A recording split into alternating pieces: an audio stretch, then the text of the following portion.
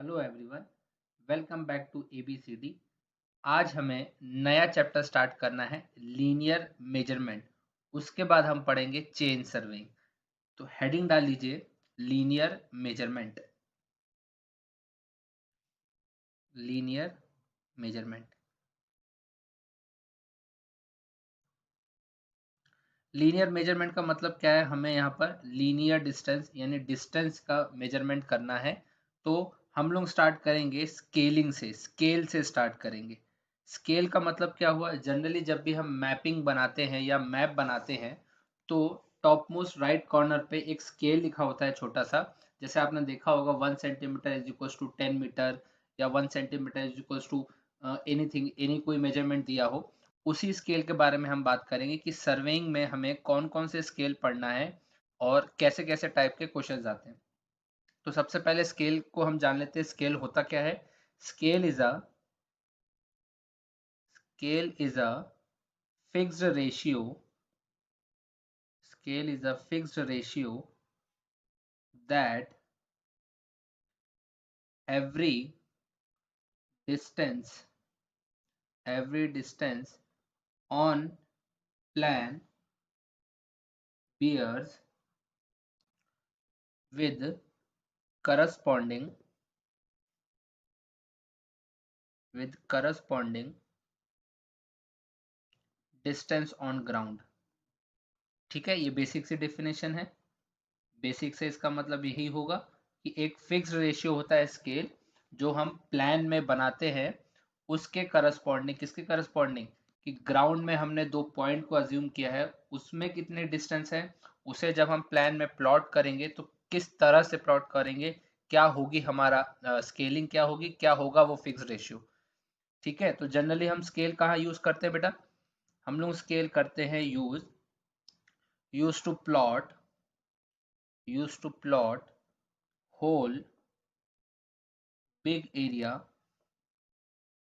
whole big area onto पेपर। यही तो मतलब होता है मैपिंग का। पेपर में तो प्लॉट करना होता है। आप कुछ भी मेजरमेंट करोगे उसे हम पेपर में प्लॉट कैसे करेंगे? किसका यूज करेंगे? स्केल का यूज करेंगे। तो अब इसे, इसकी डेफिनेशन पढ़ ली, अब डिफाइन कैसे करेंगे?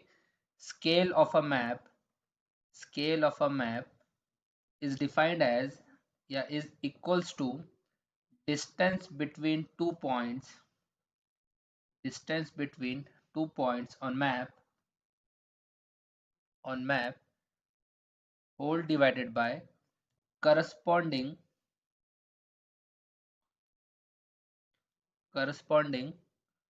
distance on ground distance on ground of same 2 point। जो दो पॉइंट सेम 2 पॉइंट्स, जो दो पॉइंट आपने मैप में लिए हैं, जो दो पॉइंट आपने मैप में कंसीडर किए हैं, वही अगर हम ग्राउंड में कंसीडर करते हैं तो जो ग्राउंड में मेजरमेंट आया उसे डिनोमिनेटर में लिखोगे, जो मैप में मेजरमेंट आया उसे न्यूमरेटर में लिखोगे। हमने इस फॉर्मूले से किसी भी मैपिंग की स्केल बता दी कि ऐसा ऐसा हुआ। ठीक है, अब हम बात करते हैं कि स्केल ऑफ मैप को रिप्रेजेंट कैसे करेंगे। अरे रिप्रेजेंटेशन तो होगा ना, कैसे करेंगे रिप्रेजेंट? तो यहाँ लिख लो रिप्रेजेंटेशन। किस किस फॉर्म में किया जाता है ये सभी हम बातें कर लेंगे।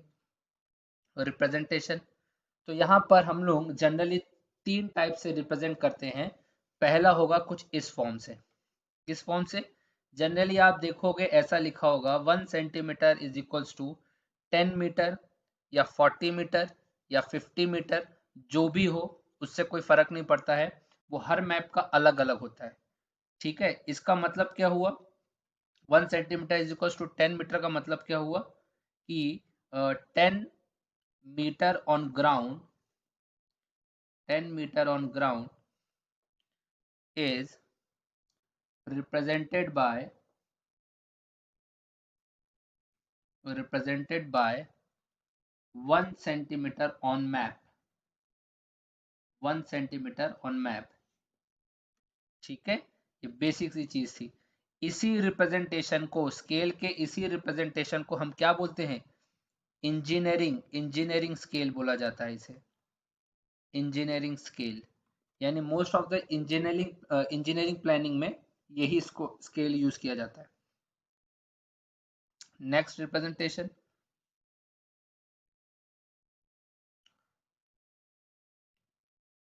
1:4000 और 1/4000। ऐसे टाइप वाले रिप्रेजेंटेशन को हम लोग बोलेंगे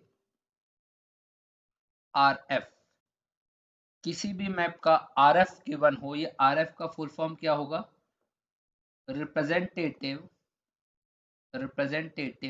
फैक्टर। Representative factor. अब यह रिप्रेजेंटेटिव फैक्टर का मतलब क्या है, RF का मतलब क्या है? यहाँ पर एग्जैक्टली वही मतलब है जो हमने ऊपर सीखा, ये सिर्फ लिखने का तरीका है। यानी 1/4000 इम्प्लाइज, अगर हम सेंटीमीटर में मेजर कर रहे हैं मैपिंग में, तो वो क्या होगा? 1 centimetre is equals to 4000 centimetre, that is equals to 40 metre. यानी एक चीज आपने यहाँ नोटिस किया कि जिस जिस भी यूनिट में आप मैप में मेजर कर रहे हो, उसी यूनिट में आप ग्राउंड में भी मेजर करोगे। सेम यूनिट, यहाँ जो नीचे लिखा होगा, जो डिनोमिनेटर में नंबर होगा, वो सेम यूनिट का ग्राउंड में रिप्रेजेंटेशन होगा। तो यहाँ पर आप कर लेना, इंपॉर्टेंट बात है यहाँ पर। इंपॉर्टेंट बात क्या होगी? इन RF, in representative factor, we express scale in same unit। Same unit में आप स्केलिंग यूज करते हो, ये हो गई बात। थर्ड टाइप को होगा जो जनरली हम लोग यूज नहीं करते हैं, लेकिन कहीं ना कहीं अगर आप पुराने मैप्स में देखोगे तो ये आपको कहीं मिल जाएगा। उसे हम कहेंगे ग्राफिकल मेथड। ग्राफिकल मेथड ये जनरली अब यूज नहीं होता है, पहले यूज हुआ करता था, है ना। ये ग्राफिकल मेथड क्या है, ये अभी हम आगे देखेंगे।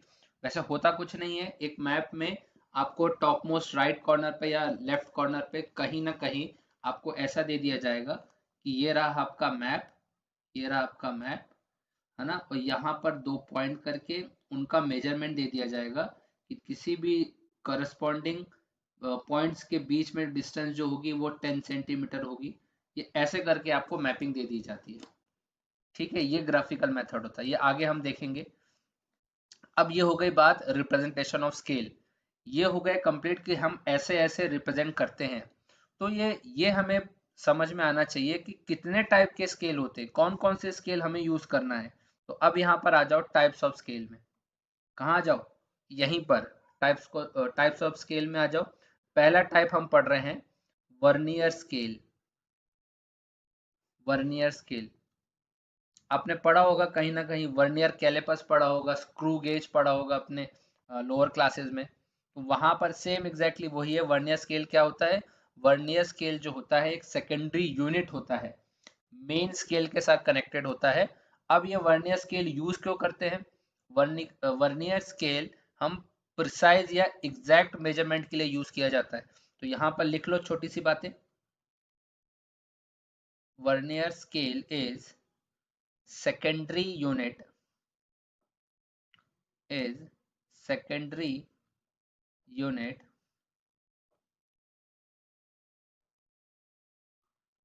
of main scale, secondary unit of main scale used for exact measurement, exact measurement, measurements S कर लेना, ठीक है। ये एग्जैक्ट मेजरमेंट का मतलब क्या हुआ? यानी यह मतलब हुआ कि exact measurement is equals to main scale reading. Main scale के साथ लगाओगे ना, देखो यहाँ लिखा हुआ है main scale reading plus main scale reading plus vernier scale reading. Vernier scale reading हो गया, खत्म, डन। अब देखो मेन स्केल तो आपको आराम से पता चल जाएगा, मेन स्केल तो आपको स्केल पे दिख जाएगा कि कितनी रीडिंग है क्या है, तो आप यहाँ लिख दो कि मेन स्केल तो पता चल गया। अब ये वर्नियर स्केल में कैसे करोगे? वर्नियर स्केल में यहाँ पर N dash into least count आपको करना पड़ेगा। ठीक है, अभी हम बात कर रहे हैं ये लीस्ट काउंट क्या होता है, ये एन डैश क्या होता है, सभी बात करेंगे। तो यहाँ सबसे पहले समझो, वर्नियर स्केल में यहाँ पर और भी बहुत सारे टाइप होते हैं, जिसमें हम पहला टाइप पढ़ने वाले हैं direct direct vernier. Direct vernier extended भी आएगा, धीरे धीरे करते हैं। ये डायरेक्ट वर्नियर होता क्या है? ये डायरेक्ट वर्नियर इसी वर्नियर स्केल का टाइप है। तो यहाँ पर होता क्या है, हमें जो वर्नियर स्केल होती है उसे मेन स्केल की रीडिंग डायरेक्शन में उसे कैलिब्रेट करना पड़ता है। तो यहाँ पर कुछ पॉइंट्स हैं जो आपको नोट करना चाहिए, वो है calibrated in same direction, calibrated in same direction of main scale.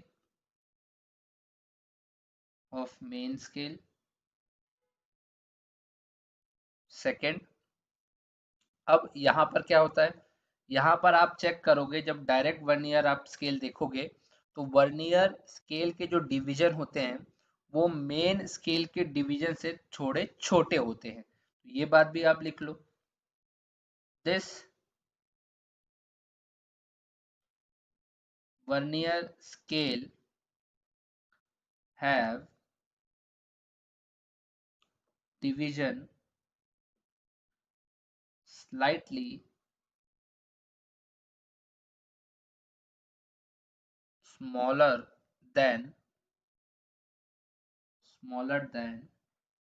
division of main scale. देखो कैसे, देखो कैसे समझ रहे हैं इस बात को। ये है आपकी मेन स्केल, ठीक, ये आपकी मेन स्केल है। तो यहाँ पर ऐसे ऊपर एक वर्नियर स्केल लगी होगी, ऐसा कुछ। यहाँ पर मान लो ये 5 से स्टार्ट हम कर देते हैं, यहाँ पर ये 0 से स्टार्ट हुआ, फिर यहाँ देखो 1 2 3 4 5 6, आगे भी करो, ऐसे आपने कर दिया। ये 6 बड़ा नहीं है, छोटा है। 6 7 8 6 7 8, इट इज 9। पूरा एक डिवीजन बनाना था हमें। 1 2 3 4 5 6 7 8 and this is 9 and this is 10। यानी इस 10 पर यहाँ पर आप लिखोगे मेन स्केल का 6, है ना। आप स्केल तो देखी होगी, जो नॉर्मल हम लोग स्केल यूज करते हैं वैसा ही है। ये यहाँ पर क्या है, ये मेन स्केल है हमारी, और ये ऊपर वाली जो दिख रही है ये क्या है, वर्नियर स्केल है। ठीक, इसके भी डिवीजन बना लेते हैं। अगर आप चेक करोगे तो ये स्लाइड में ऐसा ऐसा होते जाता है, थोड़ा कम है ना, छोटा होता है। ठीक, यहाँ पर मान लो मैच कर गया। इसका मतलब क्या हुआ, n-1 division of main scale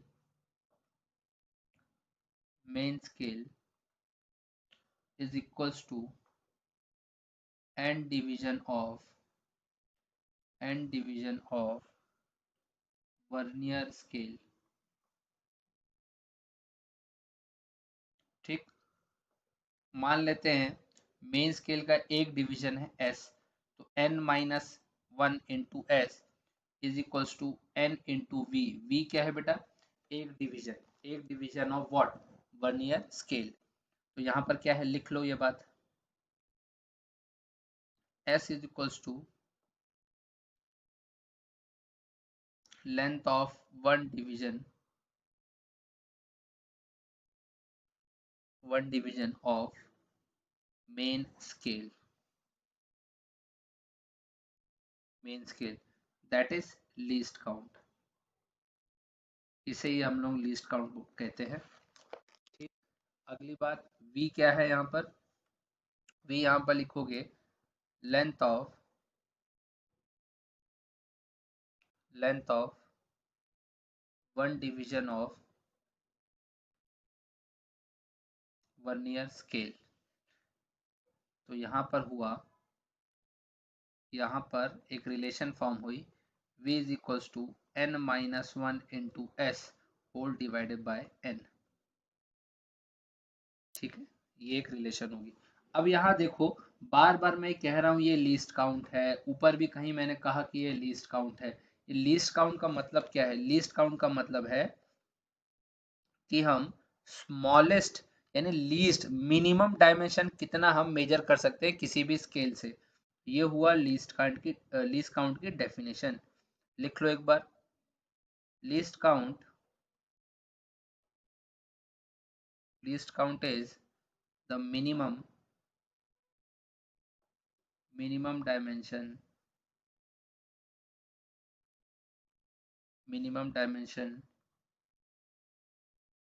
that can be hit by any scale।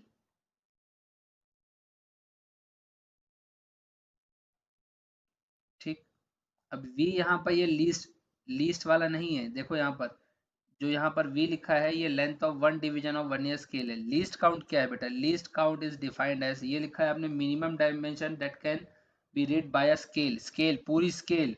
यहाँ पर लिखोगे S माइनस V। हम ये लीस्ट काउंट किसकी बात कर रहे हैं, वो जो पूरी स्केल है उसकी हम लिस्ट काउंट की बात कर रहे हैं। यहाँ पर हुआ S माइनस V, तो इसे आप लिखोगे S माइनस V की वैल्यू यहाँ से ऊपर से n minus one upon n into S. LCM low, ns minus ns plus s upon n which is nothing but s upon n। ठीक है, ये आपका आंसर है। अब ये समझो लीस्ट काउंट हम कर क्या रहे हैं, देखो भाई यहां से यहां तक मान लो एक डिवीजन है किसका, मेन स्केल का, ये s जो था वो मेन स्केल का था, और यहां से यहां तक एक डिवीजन कौन मेजर कर रहा था, वर्नियर स्केल मेजर कर रहा था। तो ये जो डिफरेंस है इसी को हम कहेंगे लीस्ट काउंट। ये होता है हमारा लीस्ट काउंट। ठीक है, तो लीस्ट काउंट उस बड़ी वाली स्केल का, इस पूरी स्केल की अगर हम बात करें तो उसका लीस्ट काउंट क्या होगा, एक डिवीजन की लेंथ जो मेन स्केल मेजर करता है, एक डिवीजन की लेंथ जो वर्नियर स्केल मेजर करता है, दोनों को माइनस कर दो, आंसर आ गया s बाय n। यहाँ तक बात क्लियर है। चलो, तो ये हमारा हो गया, पहला कौन सा था, डायरेक्ट वर्नियर था। अब हम दूसरा टाइप पढ़ेंगे। दूसरा टाइप किसका, वर्नियर स्केल का ही दूसरा टाइप, जिसे हम कहेंगे रेट्रोग्रेड वर्नियर। ये सभी नाम एग्जाम में कहीं ना कहीं आए हुए हैं, आपको सभी को सिर्फ जो उनके मेन पॉइंट है वो आप याद रखना है। पहला इसका मेन पॉइंट ये होगा कि अभी हमने देखा था जो डायरेक्ट वाली स्केल थी वो सेम डायरेक्शन में कैलिब्रेट हो रही थी। अब ये वाली क्या होगी, अब ये वाली क्या होगी, calibrated in opposite direction, calibrated in opposite direction. ठीक है, ये भी बात क्लियर है, डायरेक्शन टू मेन स्केल, अरे मेन स्केल के अपोजिट डायरेक्शन में, ये भी बात हो गई क्लियर। दूसरी बात, यहाँ पर क्या होगा, थोड़ा सा उल्टा है, यहाँ आपने चेक किया होगा कि जो v की वैल्यू थी वो क्या थी, s से कम थी, लेकिन यहाँ पर v की वैल्यू s से ज्यादा थी। ये v क्या था, ये v वो था one unit one division of vernier scale जितना मेजर कर सकता है। और ये क्या है बेटा, s मतलब क्या था, s वो था length of one division of main scale. ठीक है, तो यहाँ पर वर्नियर स्केल का एक डिवीजन की लेंथ ऑफ मेन स्केल से ज्यादा होती है। तो यहाँ पर क्या हो जाएगा रिलेशन, वहां ऊपर था n minus one into S is equal to N V, यहाँ पर हो जाएगा n+1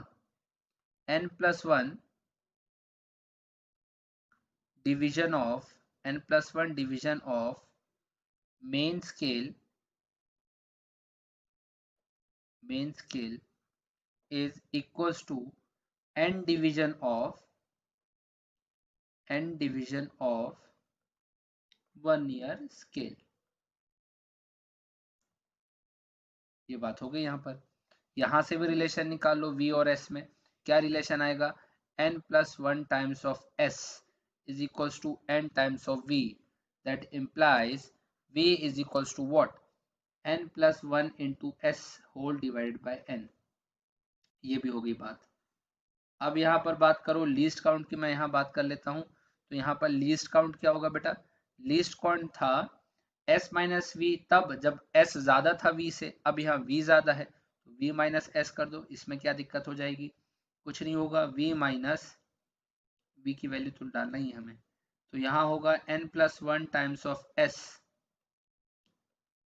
n+1 times of s minus s into n, बेटा साथ में एलसीएम ले लिया है मैंने, यहाँ पर भी आंसर अगर आप चेक करोगे तो s बाय n ही आ रहा है, यहाँ पर भी लीस्ट काउंट सेम है। इतनी बात क्लियर है। चलो आगे देखते हैं, ये सेकंड टाइप हो गया। थर्ड टाइप हमारे लिए क्या होगा, थर्ड टाइप होगा एक्सटेंडेड वर्नियर। बेटा इसका यूज बहुत कम होता है, यूज बहुत कम होगा। डायरेक्ट वाला जो हमने पढ़ा है ना स्टार्टिंग में, डायरेक्ट वर्नियर, उसका हम ज्यादातर यूज करते हैं, लेकिन एग्जाम में पूछ लिया जाता है कि रेट्रोग्रेड वर्नियर क्या होता है, एक्सटेंडेड वर्नियर क्या होता है, किसमें लीस्ट काउंट क्या होता है, और किसमें one division of vernier scale is greater than one division of main scale होता है। ये सब बातें पूछी गई है, इसलिए हम लोग सिर्फ शॉर्ट में पढ़ रहे हैं, जो जो हमारे काम का है हमें बस वही पढ़ना है। ठीक है, किसी भी एग्जाम को अगर आपको क्लियर करना है तो डायरेक्शनल होना पड़ता है, डायरेक्शनल होना पड़ेगा, क्योंकि अगर आप देखोगे, अगर पढ़ना चाहो तो रेट्रोग्रेड वर्नियर तो बहुत बड़ा है, हो सकता है 15-20 क्वेश्चन आप सॉल्व कर लो, हो सकता है कहीं नई नई चीज आप देख लो, लेकिन रिक्वायर्ड ही नहीं है एग्जाम में, कभी वो चीज पूछा ही नहीं जाता है, तो हम अननेसेसरी टाइम क्यों वेस्ट करें, टाइम वेस्ट तो नहीं करना है। तो यहाँ पर क्या रिलेशन होगा एक्सटेंडेड वर्नियर में, n times of v is equal to 2n minus one S होता है, क्या होता है 2n minus one into S, that implies v is equals to 2n minus one times of s upon n। यहाँ पर भी least count calculate करो, क्या होगा, यहाँ पर होगा 2 टाइम्स ऑफ s होता है, 2 टाइम्स ऑफ s, ठीक है, ये याद रखना है, 2 टाइम्स ऑफ s, इसे कैलकुलेट करोगे तो क्या होगा, यहाँ डाल दो, वैल्यूज डाल दो, v की वैल्यू अगर आप डालोगे तो यहाँ पर भी least count s by n ही आ जाएगा, और इसे आप अच्छी तरह से याद रखोगे, ये पूछा गया एग्जाम में 3-4 बार। ठीक है, मैक्सिमम टाइम पूछा जाता है कि इसका लीस्ट काउंट क्या होता है एक्सटेंडेड वर्नियर का, हर जगह हम लोग पढ़ रहे हैं s minus V, V minus S, यहाँ पर आपको पढ़ना है 2s माइनस वी। ठीक, ऐसा ही एक फोर्थ टाइप भी होता है जिसे हम कहेंगे double folded, double folded vernier. इसमें क्या होगा, इसमें भी लीस्ट काउंट अगर आप चेक करोगे तो s बाय n ही आता है, ये आपको याद करना है। अब यहाँ तो हमने नहीं पढ़ा कैलिब्रेटेड इन अपोजिट डायरेक्शन, यहाँ पर है बेटा calibrated in fourth direction, calibrated in fourth direction, दोनों डायरेक्शन में हो सकता है कैलिब्रेट। ठीक है, इतनी सी बात बस पूछी जाती है, हर एग्जाम में इतना ही पूछा गया है, ये सिलेक्टिव थ्योरी आपको बता रहा हूँ जो एग्जाम में पूछा जाता है। इन केस कोई इसमें एक्सटेंशन होता है तो मैं आपको बाद में फिर से क्लियर कर दूंगा, अभी जितना बता रहा हूँ उतना करते जाओ। ठीक, हो गया, हमने यहाँ पर वर्नियर स्केल पढ़ लिया। अब दूसरा टाइप देखो यहाँ पर क्या आएगा, उसे हमने कौन से कलर से लिखा था, ग्रीन कलर से लिखा था। सेकंड टाइप आपके लिए हो जाएगा वर्नियर स्केल के बाद second type is plain scale. Plain scale, plain scale मतलब नॉर्मल वाली जो स्केल होती है आपकी, ये क्या काम करती है, ये measures only two dimension, only two dimension, है ना। बना लो इसको बेटा, ये हो गई आपकी मेन स्केल। यहाँ पे डिवीजन भी कर लो।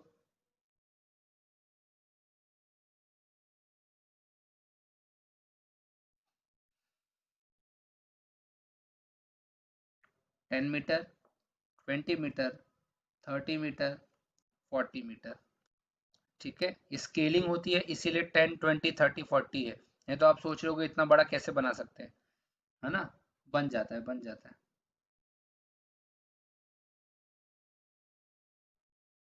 ठीक है, और यहाँ से यहाँ तक 10 सेंटीमीटर होता है।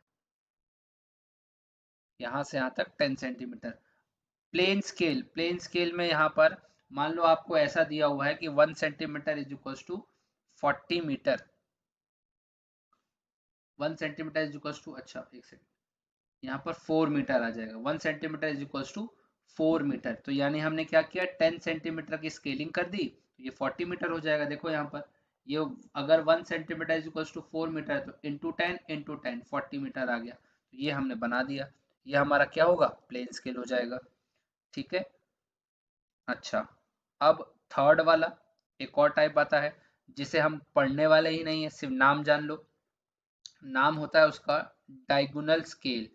इसका कोई यूज नहीं है, हमारे एग्जाम में कोई यूज नहीं है, बहुत रेयर केस में यूज करा जाता है, इसलिए मैं यहाँ लिख देता हूँ नो यूज। नो यूज, ठीक है, ये समझ जाना। नो यूज का मतलब ये नहीं है कि यूज करते ही नहीं है, हमें नहीं पढ़ना है, कोई काम का नहीं है हमारे। अच्छा, एक बात जो वहाँ मिस हो गई वो ये थी कि वहां पर मुझे बताना था आपको, जब हम वहां पर रिप्रेजेंटेशन देख रहे थे, कि मोस्ट ऑफ द प्लान्स में, मोस्ट ऑफ द, मोस्ट कहाँ गया, for most of the plans हम कौन सी स्केलिंग यूज करते हैं बेटा, हम जनरली यूज करेंगे 1 centimetre is equal to 2.5 metre to 2.5 metre to 100 metre use करते हैं। 1 सेंटीमीटर इज इक्वल टू 2.5 भी हो सकता है, या फिर 100 मीटर भी यूज कर सकते हैं हम लोग। ठीक है, ये कहीं क्वेश्चन पूछा गया था, इसलिए एक बार आप लिख लो कि जनरली हम क्या यूज करते हैं। वैसे बहुत रेयर केस में पूछा जाता है, लेकिन अगर पूछ ले तो आपको ये चीज कमेंट करना आना चाहिए। यहाँ तक हमारी बात हो गई। तो यहाँ पर हमने क्या कर दिया है, टाइप्स ऑफ स्केलिंग के बारे में देख लिया है, वर्नियर स्केल के बारे में भी देख लिया था। ठीक है, डायगोनल स्केल हो गया है। यहाँ पर एक अब जो स्केल मैं आपको बताने वाला हूँ बहुत ज्यादा इंपॉर्टेंट है, उसको अच्छे से आप मार्क कर लेना, समझ लेना उस चीज को। फोर्थ यहाँ पर आएगा shrunk, shrunk scale, shrunk scale. इस श्रंक स्केल क्या होता है बेटा, ऐसा होता है, ऐसा होता है, अगर मैप आपको दिया जाए, मैप मान लीजिए 1980 में बना होगा मैप, और अब 2020 या 2021 में अगर आप देख रहे हो, तो क्या होगा बेटा ये, कि अगर आप देखोगे कि टेम्परेचर वेरिएशन तो होता ही रहता है, यानी हर चीज का थर्मल एक्सपांशन होता है, तो थर्मल को एक्सपांशन का कोफिशिएंट होता है। ऐसे जिस जिस पर भी आप मैप बना रहे हो सकता है वो कोई कॉटन का कपड़ा हो सकता है पेपर हो सकता है कुछ भी हो, तो उसका भी कोई थर्मल एक्सपांशन कोफिशिएंट होगा, तो वो भी श्रिंक करेगा, एक्सपांड करेगा। तो यहाँ पर हम किस चीज की बात कर रहे हैं, श्रिंकेज की बात कर रहे हैं, इसलिए लिखा है श्रंक स्केल। तो ये श्रंक स्केल क्या होता है, श्रंक स्केल इज स्केलिंग ही है, और कुछ नहीं है, स्केलिंग ही है। इसका यूज कहाँ कहाँ है, अगर ऐसा होता है कि अगर if graphical scale, if graphical scale is drawn not drawn on plan, not drawn on plan, we need to, we need another scale, we need another scale to take shrinkage effect, to take shrinkage effect into account,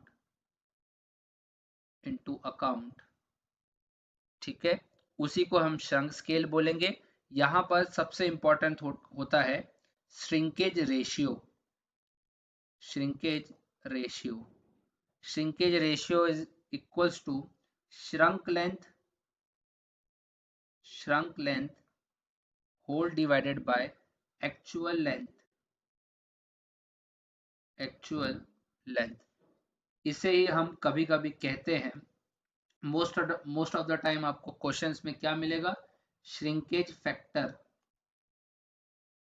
shrinkage factor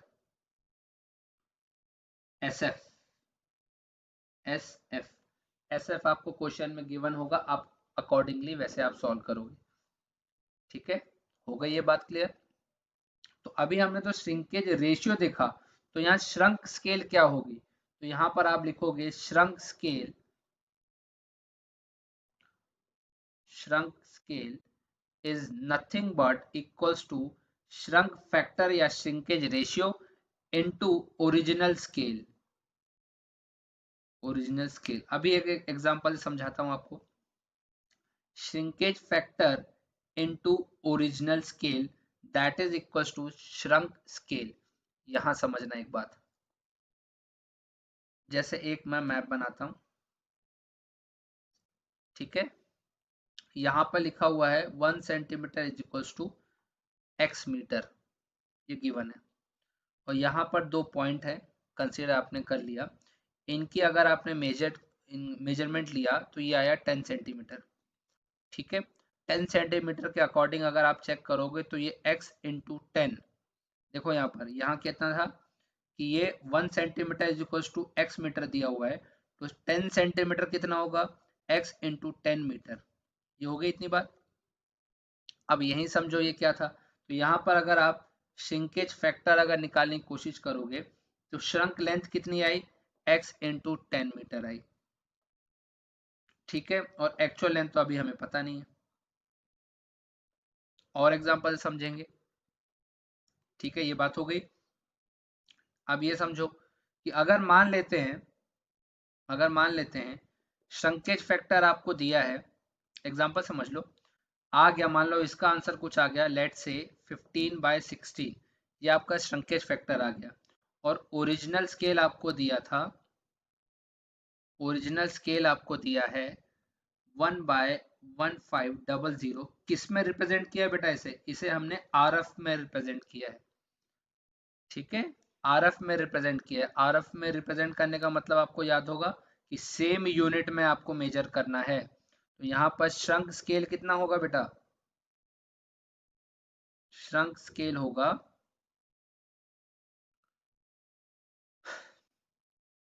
तो यहाँ पर हो जाएगा S F 15/16 into 1500, ठीक, that is equals to 1600।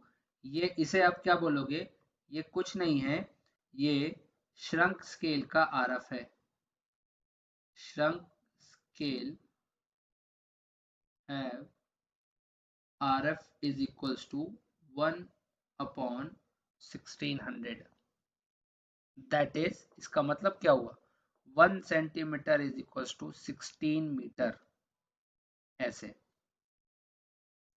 ये मतलब हुआ। अगर मान लो आपको सब चीज दे दिया जाए, आपने श्रंक स्केल निकाल लिया, एसएफ निकाल लिया, सब कुछ निकाल लिया, तो यहाँ पर अगर आपसे कोई पूछे कि चलो हमें बता दो कि करेक्ट डिस्टेंस, श्रंक स्केल तो तभी होगा जब कोई मैप है वो श्रंक हो जाए, यानी करेक्ट डिस्टेंस हमें बताना पड़ेगा, तो correct distance will be nothing but, कुछ नहीं होगा, सिर्फ क्या होगा, जो आपने मेजरमेंट किया है, distance measured distance upon shrunk factor, इतनी सी बात, ये हो गई क्लियर। अगर कोई आपसे पूछ ले कि हमें बता दो कि करेक्ट एरिया क्या होगा किसी भी प्लान में, करेक्ट एरिया क्या होगा, वो होगा मेजर्ड एरिया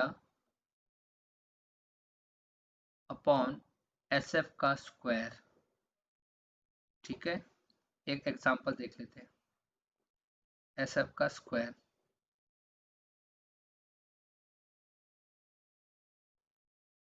एक छोटा सा एग्जांपल देख लेते हैं। ऐसा कुछ आपको मैप दिया हुआ है,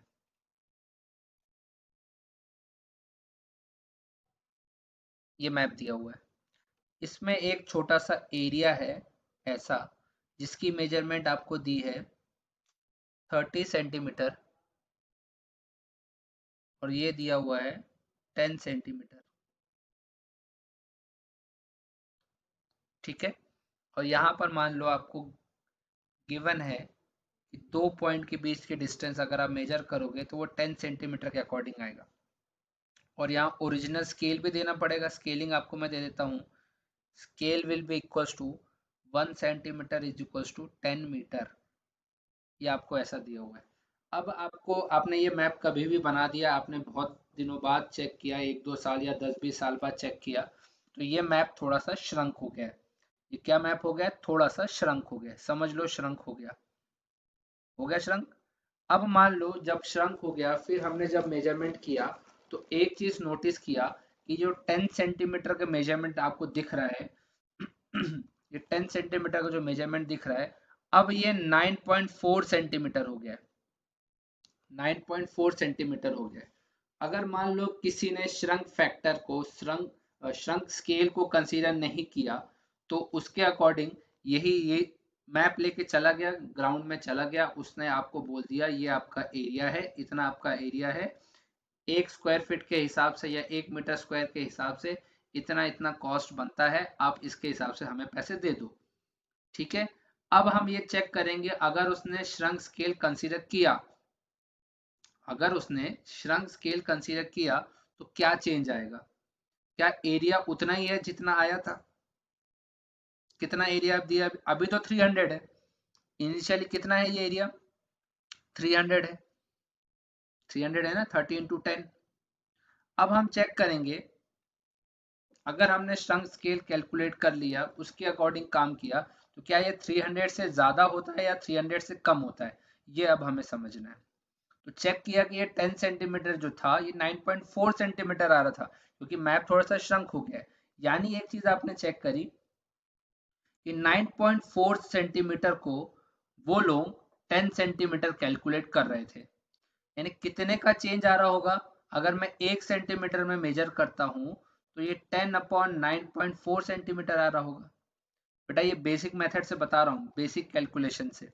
हम वैसे भी डायरेक्टली भी सॉल्व कर सकते हैं मेथड नंबर 2 से, यूजिंग फॉर्मूला। अभी आप समझो यहाँ पे यूनिटरी मेथड, 9.4 सेंटीमीटर को ये 10 सेंटीमीटर समझ रहे थे, इसका मतलब हुआ 1 centimetre is equal to 10/9.4 centimetre. ये बात खत्म हो गई। अब यहाँ पर जो लेंथ थी वो 30 सेंटीमीटर मेजर किया है, ये देखो, तो 30 सेंटीमीटर में कितना चेंज आएगा? 10/9.4 इंटू 30। अगर मैं इसे कैलकुलेट करता हूं तो ये समवॉट आना चाहिए 31,915 सेंटीमीटर।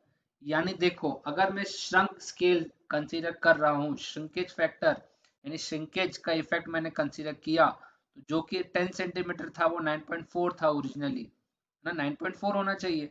तो इस हिसाब से अगर मैं चेक करता हूँ तो ये 30 सेंटीमीटर नहीं रहा, ये 31.915 हुआ, यानी मेजरमेंट बढ़ गया, मेजरमेंट बढ़ गया।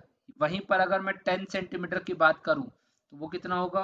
10 into 9.4 into 10, which is nothing but 10.638 centimetre. ये देखो, यहाँ भी विथ भी बढ़ गई, लेंथ तो बड़ा ही बढ़ा, विथ भी बढ़ गई। यानी अब अगर मैं चेक करूं सब चीज, श्रिंकेज का इफेक्ट मैंने कैलकुलेट किया, तो actual actual ground length and with कितनी आई? लेंथ एंड विथ कितनी आएगी? लेंथ हमारी आई 31.915 इंटू 10 मीटर। अरे देखो ना, 1 centimetre is equal to 10 metre है, तो 31.915 मीटर कितना होगा, या सेंटीमीटर कितना होगा? ये होगा 319.15 मीटर। और विथ कितनी होगी बेटा? विथ होगी यहाँ पर 10.638 into 10 metre, which is nothing but 106.38 metre. Area अगर कैलकुलेट करो कितना आएगा, एरिया तो आप इन दोनों को मल्टीप्लाई कर दो। अब ये मेथड नंबर 1 हो गया।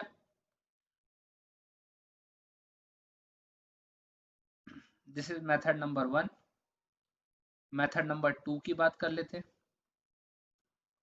बेसिक फॉर्मूला से अब यूज करेंगे, जो कि आपको जनरली आप करोगे भी एग्जाम में, वैसे ही फॉर्मूला आप याद करके जाओगे। मेथड नंबर 2 देख लो। अगर फॉर्मूला इनकेस अगर आप भूल जाते हो तो भी यहाँ काम हो जाता है। किससे होगा? यूनिटरी मेथड से। तो आप दोनों चीज समझना। तो अगर मैं यहाँ पर श्रिंकेज फैक्टर कैलकुलेट करूं, श्रिंकेज फैक्टर अगर मैं कैलकुलेट करूं, श्रिंकेज फैक्टर क्या था? Shrunk length upon actual length. तो श्रंक लेंथ कितनी है? 9.4 सेंटीमीटर। एक्चुअल लेंथ कितनी थी? 10 सेंटीमीटर। ये आ गया आपका एस एफ। आ गया S F, that is equals to 0.94। Ratio है सेंटीमीटर सेंटीमीटर, कैंसिल हो गया। अब बात करते हैं यहाँ पर श्रंक स्केल कितना आएगा। श्रंक स्केल का फॉर्मूला था S F into original scale. S F into original scale. Original scale S F यहाँ है 0.94 इंटू एक्चुअल स्केल कितनी है यहाँ पर? 1 अपॉन आर एफ में कैलकुलेट कर दिया मैंने, 1 अपॉन 1000। दैट इज, अगर आप इसे कैलकुलेट करोगे तो मुझे हमेशा न्यूमरेटर में 1 चाहिए, क्योंकि अगर मैं आर एफ में कन्वर्ट कर रहा हूँ तो 1 अपॉन समथिंग होता था। तो 1 अपॉन समथिंग कितना आएगा? 1 अपॉन 1063.82। 1 अपॉन 1063.82 आया। आप कैलकुलेटर में चेक कर सकते हो। अब यहाँ पर चेक करेंगे हम करेक्टेड एरिया कितना आया, या करेक्टेड लेंथ पहले निकाल लेते हैं। Correct length will be equals to 30 upon कितना है बेटा? कितना? 0.94। अरे एसएफ करते थे ना। अब करो ये कितना आ रहा है, ये देखो, चेक करो आप, वही आएगा। देखो वही आ रहा है, एग्जैक्टली वही आ रहा है। इंटू 10 कर दोगे तो मीटर में आ जाएगा। वही आंसर आया। ये लेंथ में आ गया। विड्थ में भी आप चेक कर सकते हो, विड्थ में भी यही होगा, 10 upon point 0.94, which is nothing but 10.638 centimetre. ये सेंटीमीटर में आया, मीटर में कन्वर्ट करो इंटू 10 करके। मीटर में क्यों कन्वर्ट करें? हमें तो एक्चुअल लेंथ चाहिए ना, जो ग्राउंड पे है। तो इंटू 10 कर दोगे, ओरिजिनल स्केल से मल्टीप्लाई कर देंगे। 1 centimetre is equal to 10 metre था। 10.638 सेंटीमीटर कितना होगा? इंटू 10। वही आंसर आएगा। देखो यही आंसर आएगा। ये बात आई समझ में? ठीक है, इसे आप आराम से नोट कर लो, समझते जाओ। वीडियो को पॉज कर लो, थोड़ा सा स्क्रॉल अप करो, वहां से समझो फिर चीज। इसके बाद हम एक क्वेश्चन कर लेते हैं, एक छोटा सा क्वेश्चन ट्राई कर लेते हैं। क्वेश्चन है कुछ ऐसे। इन 1950 plan of rectangular field, plan of rectangular field was drawn with scale of 1 centimeter is equals to 40 meter. The present dimension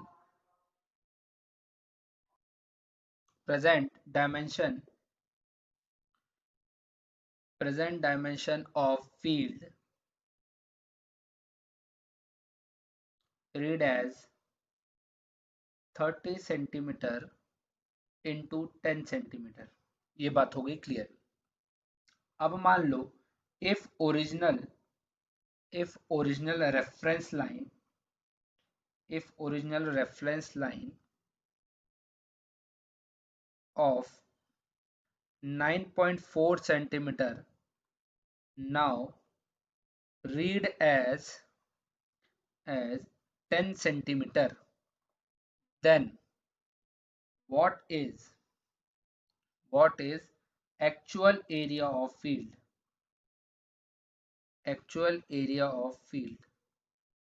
चलो वीडियो को पॉज करो, सॉल्यूशन ट्राई करो, फिर हम कुछ बात करते हैं। चलो बेटा, तो यहाँ पर देख लेते हैं क्या क्या गिवन है, पहले ये समझ लो। अगर एक कोशिश करें, एक रफ स्केच बनाने की कोशिश करते हैं। ये आपने एक रफ स्केच बना दिया। ये यहाँ से यहाँ तक ये लिखा हुआ है 9.4 सेंटीमीटर, ये था आपका एरिया, है एरिया। और आपको यहाँ दिया हुआ था कितना, 1 centimetre is equal to 40 metre दिया हुआ है। ठीक, ये भी बात हो गई। मान लो ये x है, ये y है। चलो यहाँ समझो कि यहाँ पर सबसे पहले हम श्रिंकेज रेशियो निकाल लेते हैं, श्रिंक फैक्टर निकाल लेते हैं, श्रिंकेज फैक्टर निकाल लेते हैं। तो अब यहाँ देखो कि श्रंक लेंथ कितनी हुई। यहाँ पर देखो श्रंकेज स्केल बोल रहे हैं, श्रंकेज इफेक्ट को हम कंसीडर कर रहे हैं, लेकिन यहाँ 9.4 सेंटीमीटर को वो 10 कैलकुलेट कर रहे हैं। तो ये कितना हो गया बेटा, 10 सेंटीमीटर। एक्चुअल कितना था, 9.4 सेंटीमीटर। जो जो इम्पोर्टेंट लाइन होती है उसे आप क्वेश्चन में मार्क कर सकते हो। जैसे एक ये हो गया, एक हो गया ये, if original reference lines of 9.4 centimetre now read as 10 centimetre, ये सब आपने मार्क कर लिया। यहाँ पर आपके पास एस एफ आ गया, एस एफ मान लो कुछ आ गया, ठीक है। उसके बाद correct length, correct length directly निकालो। Correct length is equals to what, 30 centimetre. 30 centimetre ये आपने मेजर्ड किया था। उसके बाद वो फैक्टर मल्टीप्लाई कर दो, 10/9.4। अगर यहाँ पर करेक्ट एरिया में फाइंड करूँ, करेक्ट एरिया में फाइंड करूँ वो क्या होता है, आप यहाँ लिखोगे 30 इंटू 10/9.4 का स्क्वायर होता है।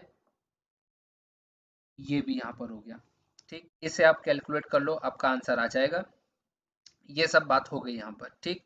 अब सबसे पहले देखो श्रंक स्केल हम लोग कैलकुलेट कर लेते हैं।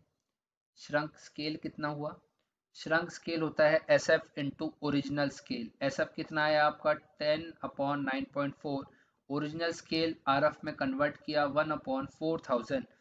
जैसे अगर आप करोगे 1 ये यहाँ पर कैंसिल होगा, ये कुछ ऐसा हुआ 3760, ये आर एफ के फॉर्म में हम हमेशा दे रहे हैं, हो गया।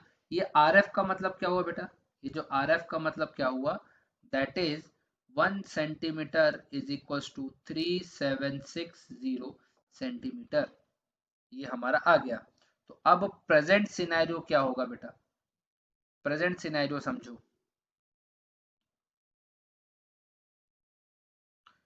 अब हम लोग केस देख रहे हैं किसका, प्रेजेंट सिनेरियो। प्रेजेंट सिनेरियो में क्या है, आपको पता है ये था 10 सेंटीमीटर, ये था 30 सेंटीमीटर। अब पहले क्या था, 140 था। अब हमने जो चेक किया वो क्या आया, 137.6, ये आ गया बेटा। और यहाँ पर कितना मेजरमेंट किया था, 9.4 था, लेकिन हम 10 सेंटीमीटर कंसीडर कर रहे थे। अरे जो हमारे पास है वो तो यही था ना 10 सेंटीमीटर वाला, और एरिया जो हमारा था 30 × 10 था। अब हमने पूरी स्केलिंग ही बदल दी। स्केलिंग बदलने का फायदा क्या होगा, स्केलिंग बदलने का फायदा ये हो गया कि अब आपको कुछ सोचना पड़ेगा ही नहीं कि यहाँ क्या गलत था, यहाँ क्या गलत था। आपने जैसे ही स्केल को बदल दिया, अपने आप स्केल में सभी करेक्शन आपने ले लिए, श्रिंकेज का इफेक्ट आपने कंसीडर कर लिया। तो यहाँ पर अब मुझे बता दो लेंथ कितनी हो जाएगी। लेंथ जो था 30 सेंटीमीटर आया, ठीक है, मैप के हिसाब से 30 सेंटीमीटर है। स्केल के हिसाब से क्या होगा, 30 इंटू 37.6 मीटर, जिसे आप कैलकुलेट करोगे 1128 मीटर। यहाँ अगर मैं विड्थ की बात कर लूँ तो वो होगा 10 into 37.6 metre, that is equals to 376 metre. Area कितना आएगा, दोनों को अगर मल्टीप्लाई करते हैं तो ये होगा 424128 मीटर स्क्वायर। ये आपका यही पूछा था, एक्चुअल एरिया ऑफ फील्ड। ये देखो एक्चुअल एरिया ऑफ फील्ड पूछा था, हमारा ये आंसर आ गया। This is my answer. ये हमने मेथड नंबर 2 से निकाला। एक बार मेथड नंबर 1 से ट्राई करो बेटा, मेथड नंबर 1 से भी एक बार ट्राई कर लेते हैं। मेथड नंबर 1 से ट्राई करो कि अब देखो यहाँ पर चेक किया जाए, हिस्ट्री चेक करो पहले। हिस्ट्री में क्या था, जो मेजरमेंट दिया था वो 9.4 सेंटीमीटर दिया था। अगर हमने आज चेक किया तो जो 9.4 सेंटीमीटर था वो श्रिंक तो नहीं हुआ, एक्सपांड हो गया या कुछ भी आप बोलो, उसे हमने मेजर किया, वो 10 सेंटीमीटर आया। 10 सेंटीमीटर आया, बिल्कुल सही बात है। तो 1 सेंटीमीटर अगर आप हिस्ट्री के हिसाब से चेक करो, 1 सेंटीमीटर। हाँ, क्या किया, क्या इस पूरे केस में क्या हुआ ये देखो। पहले जो मैप बना था ओरिजिनली वो 1950 में बना था 9.4 सेंटीमीटर के हिसाब से। ठीक है, ये आपको दिया हुआ था वहां पर कि 9.4 सेंटीमीटर के हिसाब से मैप बना था, कुछ ऐसा ऐसा मैप था। ठीक है, अब हुआ क्या कि अगर हमने आज के टाइम पे कैलकुलेट किया तो 9.4 सेंटीमीटर 10 सेंटीमीटर के बराबर था। तो उस समय का 1 सेंटीमीटर अब कितने कितने का हो गया, 10/9.4 सेंटीमीटर का हो गया। ठीक है, यानी उस समय का x सेंटीमीटर अगर आप कैलकुलेट करोगे वो कितना होगा, 10/9.4 इंटू एक्स सेंटीमीटर, ये होगा बेटा। ठीक है, तो अब यहाँ पर हम एक्चुअल लेंथ की बात कर लेते हैं। Actual length, measured length, measured length upon shrinkage factor, upon shrinkage factor. Shrinkage factor तो वही 10/9.4 ही आएगा। ठीक है, 10/9.4 ये हम कैलकुलेट कर भी चुके हैं, कोई फर्क नहीं पड़ता है उससे। डन, इतनी बात क्लियर हो गई। अब आगे चेक कर लेते हैं। यहां पर इतनी बात हो गई। अब ये समझो कि हमने किया क्या। यहां पर निकालो आप b की वैल्यू निकालो, विड्थ की वैल्यू निकालते हैं। तो 10/9.4 ये कितना हुआ, 9.4 सेंटीमीटर इंटू 40, अभी के हिसाब से निकाल रहे हैं, इंटू 40 किया तो 376 मीटर आ गया। अब लेंथ की बात कर लेते हैं, लेंथ कितना है, 30/10/9.4 विच is nothing but 282 centimetre, into 40 कर दो तो आपको आंसर मिलेगा 1128 मीटर। एरिया अभी भी सेम आएगा, जब ऊपर के आंसर सेम आए तो एरिया भी सेम आएगा। देखो दोनों तरीके से हमने बता दिया। अरे यही तो होता है श्रिंकेज फैक्टर, यूनिटरी मेथड तो हम श्रिंकेज फैक्टर के लिए तो करते हैं। ये आ गया श्रिंकेज फैक्टर, आपका ये लिखा हुआ है सामने, उसी के अकॉर्डिंग सब काम किया, आंसर भी आ गया। यहाँ तक हो गई बात क्लियर। ठीक है, तो यहाँ आज के लिए इतना ही, अगली क्लास में कुछ और बातें करेंगे। चलो।